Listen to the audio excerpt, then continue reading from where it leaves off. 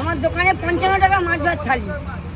হ্যাঁ, আমি লোকে বল তুমি কী করে দিচ্ছ? আমি বললাম যে দেখো একটা কথা, আমি লিপস্টিকও মাখি না, আমি আইলাইনারও মাখি না, আমি প্যান্ট শার্টও পরি না, আমি বাচ্চাদের নিয়ে খাটি, আমি 5 জনকে নিয়ে খাই।